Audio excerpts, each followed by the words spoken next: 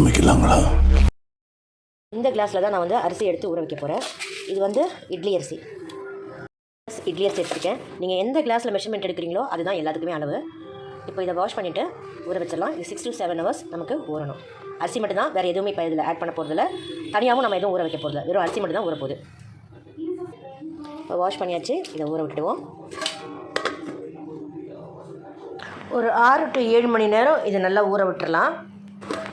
அரிசி நல்லா ஊறி இருக்குது. இந்த ஸ்டேஜில் தான் வந்து நம்ம உளுந்து ஆட் பண்ண போகிறோம், அவளும் ஆட் பண்ண போகிறோம். அரை கிளாஸ் உளுந்து, அரை கிளாஸ் அவள் வந்து நம்ம இப்போ ஆட் பண்ணிவிட்டு நல்லா ஒரு தரம் கையை விட்டு நல்லா பனைஞ்சு வாஷ் பண்ணிவிட்டு நல்ல தண்ணி ஊற்றி வச்சுருங்க. ஒரு 1 hour வந்து இதில் ஊறினாலே போதும். 1லேருந்து 1.5 மணி நேரம் உளுந்து ஊறினாலே போதும். அதுக்கு மேலே தயவு செஞ்சு ஊற வேண்டாம். ஏன்னா ரொம்ப நேரம் உளுந்து ஊறிச்சினாலே மாவு வந்து புளிப்பு எடுத்துரும். அதாவது எப்படின்னாக்கா முதல் நாள் நல்லாயிருக்கும், அதுக்கு அடுத்தடுத்த நாள்களில் வந்து புளிப்பாக இருக்கும். இப்போ 1 மணி நேரம் கழித்து நம்ம இப்போ அரிசியை வந்து ஆட்டிடலாம்.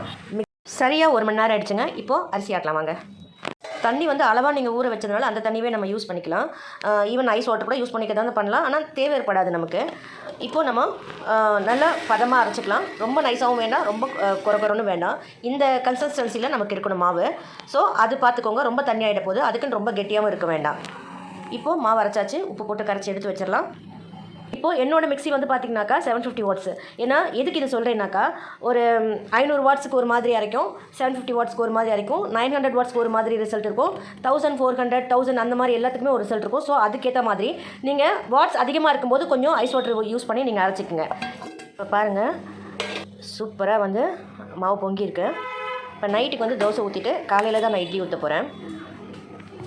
அட்டகாசமாக இருக்குது பாருங்கள் மாவு. இதில் நீங்கள் அதுக்கப்புறம் தண்ணி கிண்ணி எதுவுமே சேர்க்க தேவையில்லை. நீங்கள் அப்படியே தோசைக்கு ஊற்றலாம், அப்படியே இட்லிக்கு ஊற்றலாம், அப்படியே பணியாரத்துக்கு ஊற்றலாம்.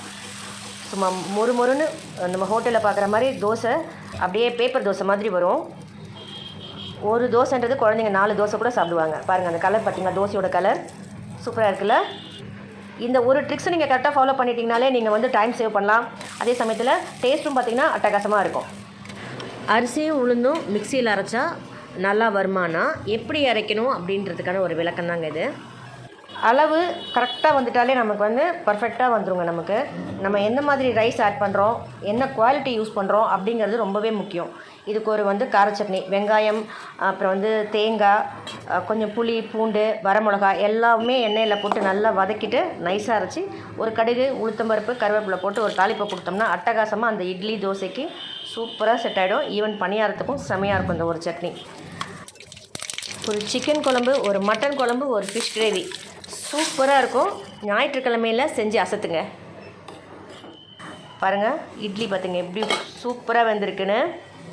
அந்த அந்த ப்ளஃபியாகவும் இருக்குது பாருங்கள், நல்லா சாஃப்டாகவும் இருக்குது இட்லி. நம்ம இதில் அதுக்கப்புறம் நம்ம தண்ணியோ எதுவுமே நம்ம சேர்க்கல. பாருங்கள் அப்படி மல்லிப்பூ மாதிரி இருக்குது பாருங்கள் இட்லி. நான்வெஜ்ஜுக்கெலாம் செமையாக இருக்கும். இப்போது பணியாரமும் ஊற்றலாம், அப்படியே தான் ஊற்றுறோம். இதில் வெங்காயம் பச்சை மிளகாய் போட்டிங்கன்னா இன்னும் சூப்பராக இருக்கும் இது பணியாரம். ஸோ ஒரே மாவு தான், அதே 4 கிளாஸுக்கு 1 கிளாஸ் உளுந்துன்ற கணக்கு தான் நமக்கு. ஸோ வேலைக்கு போகிறவங்களுக்கு, வெளியூரில் இருக்கிறவங்களுக்குலாம் ரொம்ப ஈஸியாக இருக்கும் இந்த மெத்தட். ஸோ ட்ரை பண்ணி பார்த்துட்டு எப்படி இருக்குன்னு கமெண்ட்ஸில் பதிவு பண்ணுங்கள். எப்போ போல் like, share, subscribe, bell icon எதையும் மறந்துடாதீங்க. நண்பர்களுக்கு ஷேர் பண்ண மறக்கவே மறக்காதீங்க.